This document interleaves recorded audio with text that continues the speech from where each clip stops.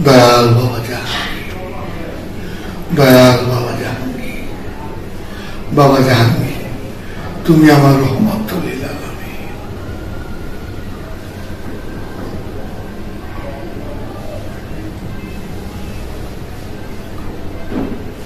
আমরা মুসল্লি নিয়েই ব্যস্ত, কই কথা কই মুসল্লি আমার মতো লোকের মুসল্লি বানায় দেয়, আমার মতো একটা লোভী লোকের মুসল্লি বানায় দেয়। তো বাবা জাহাঙ্গীর বলতেছে মুসল্লি কারে কর, মুসল্লি কি, মুসল্লি কারে কর। তো বাবা জাহাঙ্গীর এক কথায় উত্তর দিচ্ছে, যে সর্বপ্রকার লোভ হতে নিজেকে সরাইতে পারছে সেই মুসল্লি, যে সর্বপ্রকার লোভ হতে নিজেকে মুক্ত করতে পারছে সেই মুসল্লি, সেই মুসল্লি। আমরা ওই জিবরিল আলাইহিস সালাম কই, জিবরিল আলাইহিস সালাম কই, আর ইমাম হুসেন আর মাওলানা আলী বাবা রাদিয়াল্লাহু তাআলা আনহু কই। হায় রে শিক্ষা, এত সহজ মুসল্লি, যে সর্বপ্রকার লোভতে মুক্ত সেই তো মুসল্লি বাবা জাহাঙ্গীর।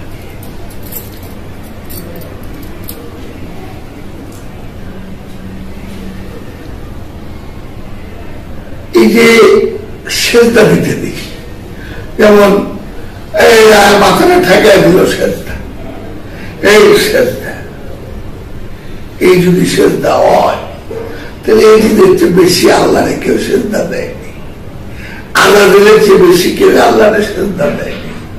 তাদের কি করে শয়তান হইল, এই জিদ কি করে ইমাম হোসেন বাবার গলায় ছুরি চড়াইল, 6 মাসের শিশু আলিয়া আসগর বাবার গলার মধ্যেও তীর মারতে দ্বিধা বোধ করেনি।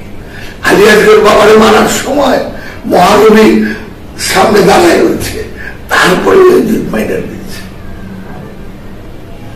দুনিয়ার ক্ষমতার মোহ এত, ক্ষমতার আকর্ষণে এত দিয়ে রাখছে আল্লাহ পাক আমার ভিতরে, এই দুনিয়ায় আমার কাছে স্বর্গ, এই দুনিয়াতে সবকিছু আমার, এই আমার ওই আমার, সারাক্ষণ ব্যস্ত। একটা মানুষের 300-350 বাড়ি থাকতে পারে বিদেশে, আমার দেশের ভিতরে অনেকের 200-150টা বাড়ি। কি আমাদের জন্য? আমরা কখনো হজের কথা বলিনি। হজ শব্দের অর্থ কি, হজ কিভাবে করতে হয় আপনি দেখেন তো, মাথাটা নাইরা করতে হয়, সাদা কাপড় করতে হয়। খেয়াল করেন তো আপনি, দুনিয়ার সবকিছু ফালাইয়া দিতে হয়,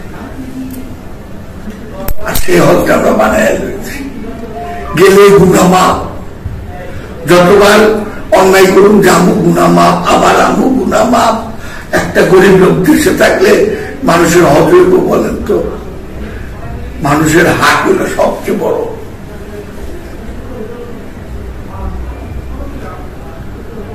মানুষের হাত সবচেয়ে বড়। অভিশাপ দিতে হয় না তো, অভিশাপ ভিতর থেকে চলে আসে।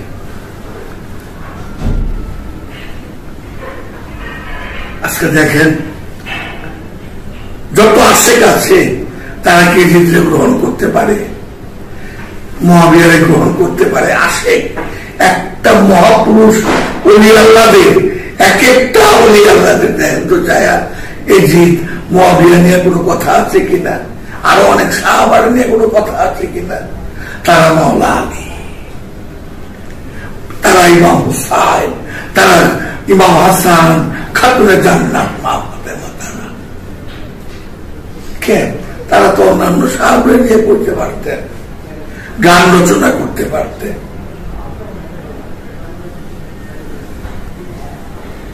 আজকে খুব উচ্চ স্তরের একটি কথা বলবো। আমার বাবা জাহাঙ্গীর যা প্রশ্ন করেছে, আল্লাহ করে থাকেন, অবশ্যই আল্লাহ করে থাকেন। যে মানুষটা এই দুনিয়ার নিচু মন মানসিকতার থেকে নিজেকে ছায়া করতে পারছেন সেই উপরে থাকেন। জালালউদ্দিন রুমি উপরে, ইমাম গজ্জালি উপরে, খাজা বাবা উপরে, শেখ ফরিদ উপরে, সুরেশ্বরী উপরে, লোকনাথ বাবা উপরে, রামকৃষ্ণ বাবা উপরে, সবাই উপর। কারণ তাদের দুনিয়ার আবর্জনা হলে তো এই আবর্জনা দিয়ে তারা বিচার করেনি।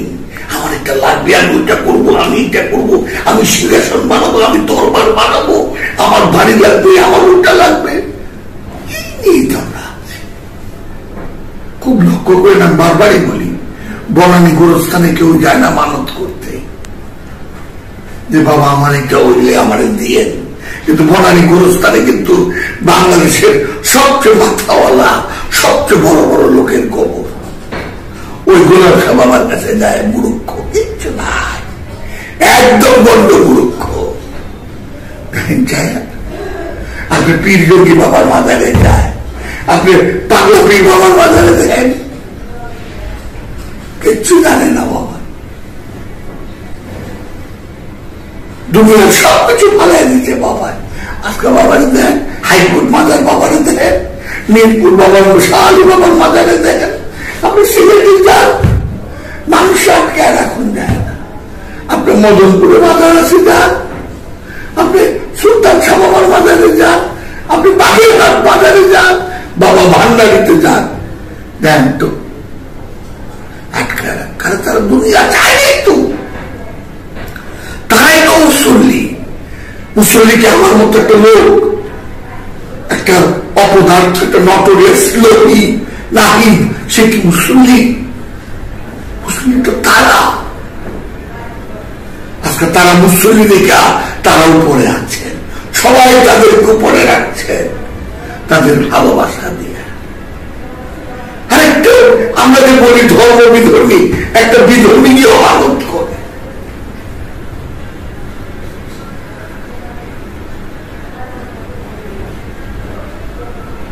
দুনিয়ার একজন অফিসার যদি হয়, দুনিয়ার একজন যদি প্রশাসনিক কোনো কিছু হয় বা রাষ্ট্রের কিছু হয়, তার ইগোটা দেখেন তো, তার অহংবোধটা দেখেন। আর একজন মহাপুরুষকে দেখেন তো, একটু গবেষণা করুন।